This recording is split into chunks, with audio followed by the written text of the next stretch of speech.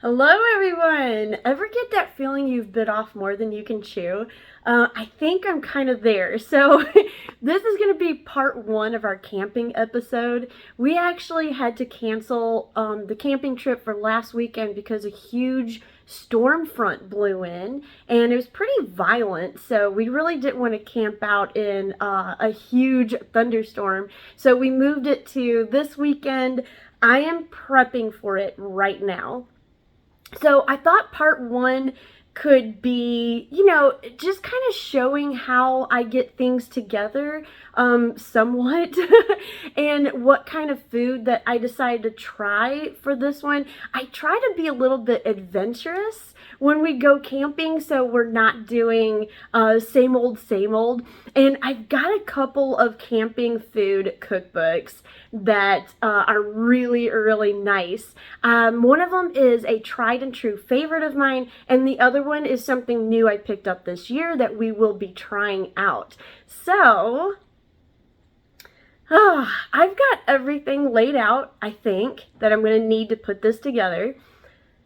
And before I turn the camera around, just remember, I come from a long line of women who over prepare food for short trips. So this is going to kind of look like, wow, you're leaving for a week? No, we're actually just going to be spending one night. But I promise it's going to be shrunk down, as I'm preparing this and everything. So it's not going to be as bad as what it's going to look. But I'm going to turn the camera around. I'm going to show you kind of what I've pulled out, the chaos that I have, and we're going to try to pull together at least something out of this chaos. And here we are. What have I gotten myself into? I don't even know what I was thinking.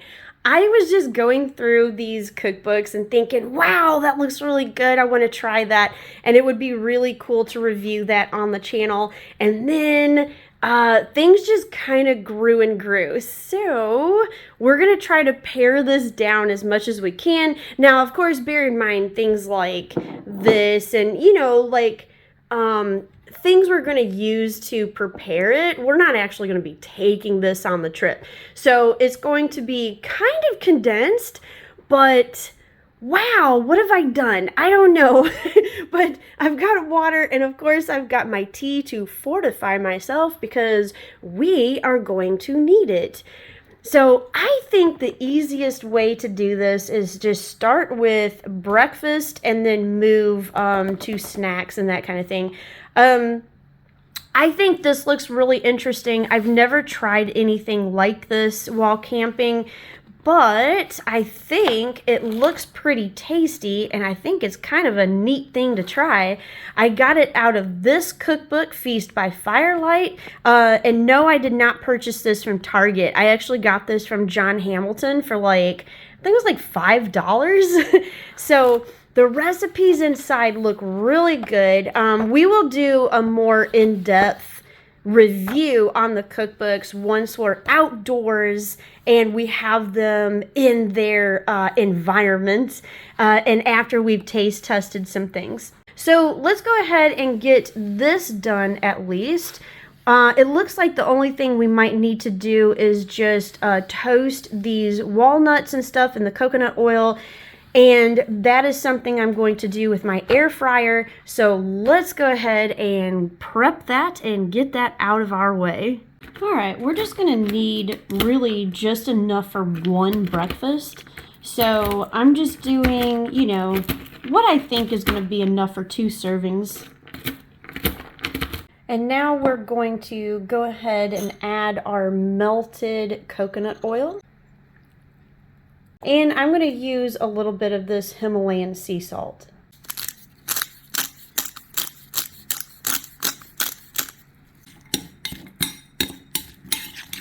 That is going to go on this little pan.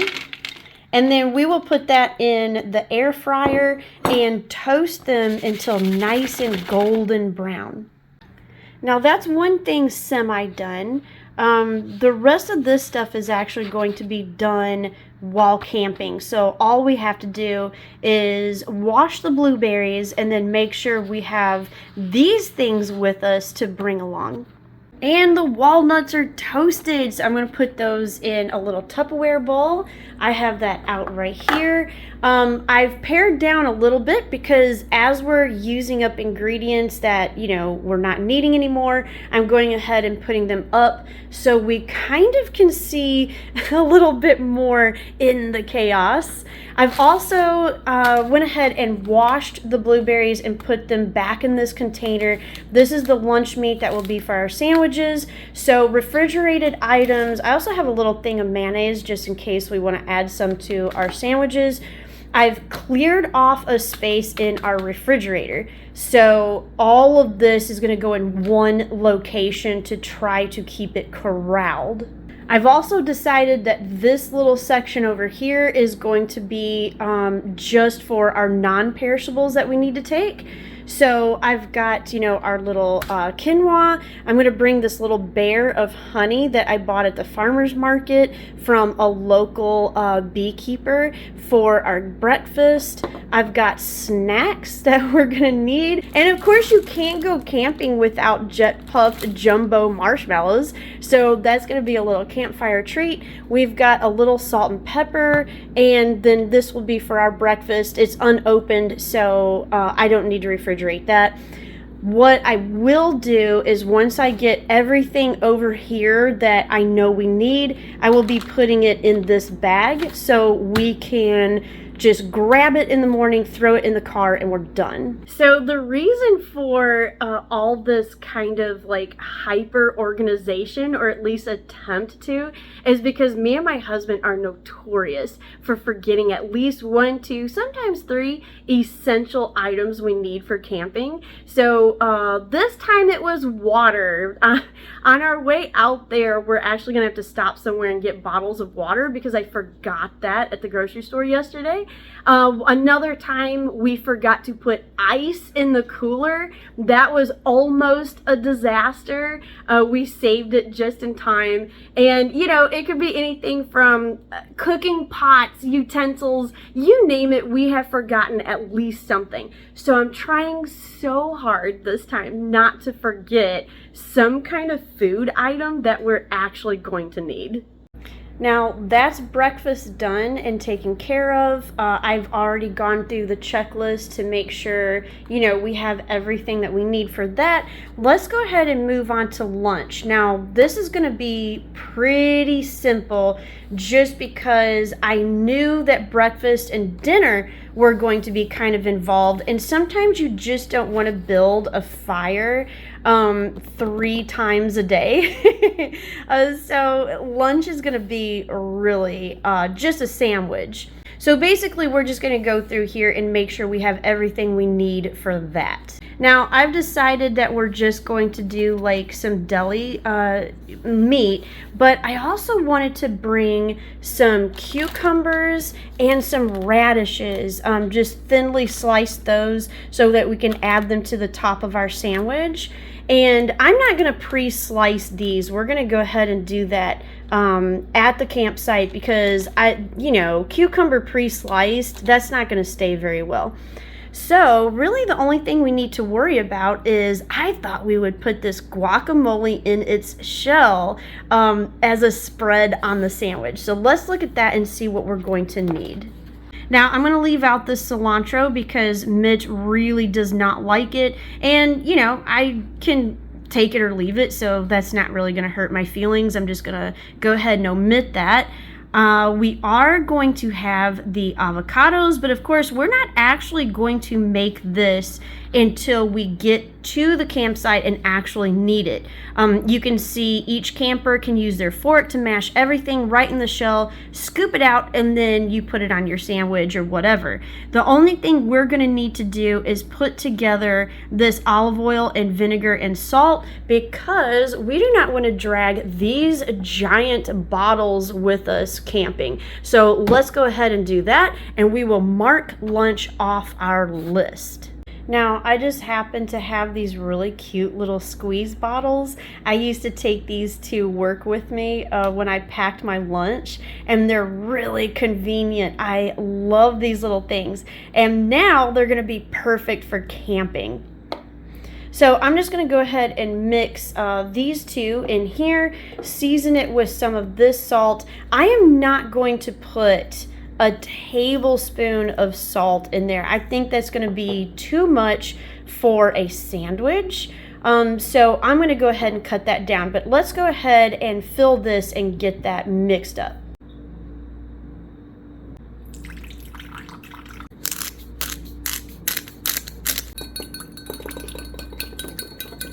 All right, and let's hope that I made just the perfect amount to fill this little bottle. Oh, I think we're gonna make it. And now we have the last little thing that we needed to do for the lunch. So this is going along really well. Let's go ahead and put the cap on that, and we're gonna move to dinner. And we're back with our second cookbook that we're going to be cooking out of. This one is a really great favorite of mine. There is a newer edition of this on Amazon, which I have linked in my little storefront that I have on Amazon. But you can still find this version on thrift books and eBay and, you know, just your normal used bookstore places online, and this one is really a favorite. The recipes have been really good. We've used this for a number of years to go camping. And everything has been really tasty. You can also make any of these recipes at home. She has directions for, you know, both cooking outdoors, but also making it in your kitchen at home if you want to. So I thought we'd go ahead and get this peanut sauce out of the way first. Now, I'm not going to be like super exact on the measurements, so I will be approximating this, but I've already got the water in this bowl. You can't really see it, but there it is. We're gonna go ahead and mix everything else that we need in there, and then that will be one more thing crossed off our list. All right, so to this is gonna go our peanut butter. We've got our soy sauce. We'll add our sugar. 2 tablespoons seems like a lot of sugar, so I'm gonna cut it down just a little bit. I kind of think that's gonna be enough for us. We've also got our sesame oil, and then our rice vinegar, which I am so glad we're using so much of these ingredients because it's really helping put a dent into my cabinet of chaos. Now, as for the cayenne, I'm just gonna put, you know, a little pinch. So I kind of think that's gonna be enough. And there's spicy peanut butter sauce all done. This is gonna be basically a dipping sauce for the main dish. We are making such good progress. Look how much I've whittled down on everything that was on my counter as I'm putting things up and getting it going. And we just have a couple more things, and then all this will be cleared and the prep will be done. But I wanted to show you something really cute first. I just happened to glance out my kitchen window into my greenhouse, and look how cute that is. They love going in this greenhouse and laying on this table. They look like they're dead. Oh, nope, one just moved its head. But I promise you they're just sleeping. They kind of add a lot of extra cuteness to all the plants and stuff I have in there. So just thought you might want to see that and take a little bit of a cute break. And now we're on to the main event, which is going to be chicken skewers with that spicy peanut sauce. Of course, we've already made that. So now we're going to go on to the marinade and placing them in the Ziploc bags. Let's go ahead and get this sauce done first. which is going to be super simple. We just need 2 limes. I'm going to use this ginger that I bought at Trader Joe's. This is so convenient. I absolutely love these things. And they will be thawed by the time we get to the campsite and actually need them. So I'm just going to pop those out. We'll do all of our lime juice. We'll season that with some salt and pepper.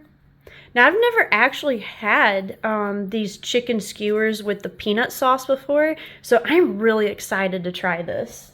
And you know, it always tastes better on an open fire, so I think this is going to be really, really good. And that's literally all we do with this. So now let's go ahead and get our chicken prepared.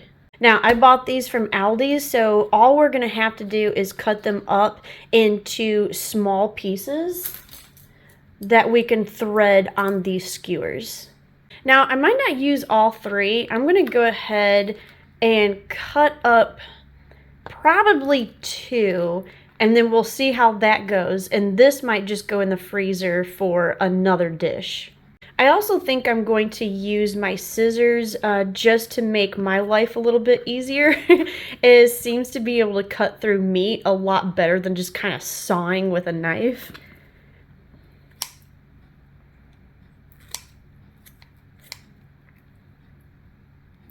And I'm probably just going to make, I think that's a pretty good little chunk right there.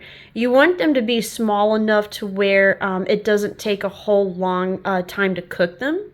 And especially when you're cooking on an open fire, you really want to make sure that everything cooks thoroughly. So we definitely want the inside of this chicken to be able to get cooked. Now let's go ahead and see how many skewers this is actually going to make. I'm also going to make sure that I get a piece that's going to cover that tip right there, because I don't want it to get skewered through the Ziploc bag. So I think that's going to work out perfect. You can see you don't see that tip, so the Ziploc bag should be safe. And I think that's plenty for just the 2 of us. We can have 1.5 skewers each. I don't want to bring too much because we're also going to do a side dish with this. So the 3rd chicken breast will be going in the freezer. And now we can go ahead and start the marination process. And now all we do to this is add this marinade into the bag. Seal this up, put it in the refrigerator, and we are done. Almost with dinner, but at least we've got the main course ready. And we are in the home stretch. I'm so excited to be almost done. We are going to go ahead and do these potato packets for a side dish to the chicken skewers. Now, I'm actually going to make a couple of substitutions, and I will show you why. For one thing, fennel, we're not too crazy about the taste of fennel, and it actually happens to be kind of expensive in my area. So I had carrots left over from Trader Joe's shopping trip that I needed to use up, so I'm going to substitute the carrots. And instead of the white potatoes, I'm going to go ahead and use sweet potatoes. Kind of the same thing. I had 2 of these left over, and I just want to use them up and get them out of my hair. So I'm going to go ahead and do that. Everything else, including the red onion, is going to be the same, especially the seasonings that's going to go on it. So let's go ahead and do that. We'll go ahead and even put them in our tin foil and then in a Ziploc bag, and it will be done. And as for all our vegetables, all I'm going to do is very thinly slice each one. So let me go ahead and get that done, and then we'll come back and put all of it together in the tin foil.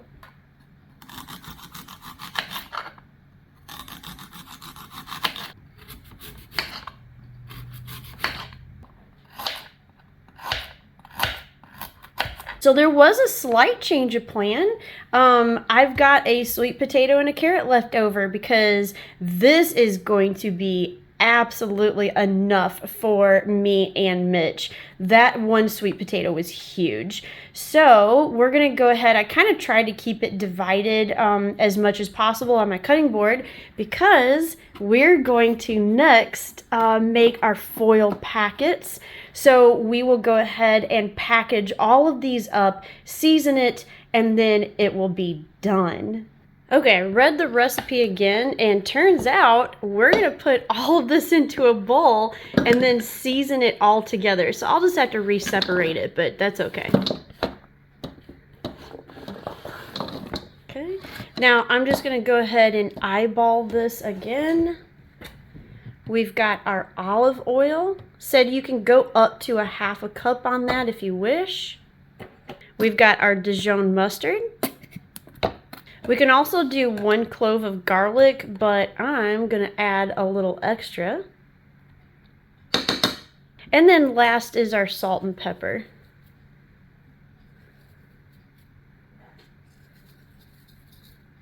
We'll just give this a really good mix.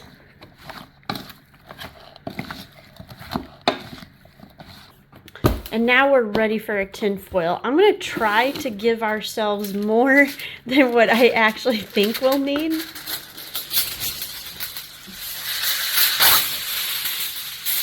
Each one is going to get sprayed with some non-stick spray.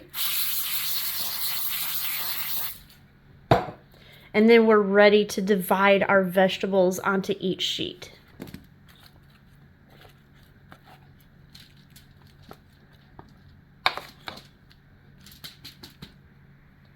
All right, that looks about even to me, so let's go ahead and fold this baby up, and then we'll just have one more thing that we need to do.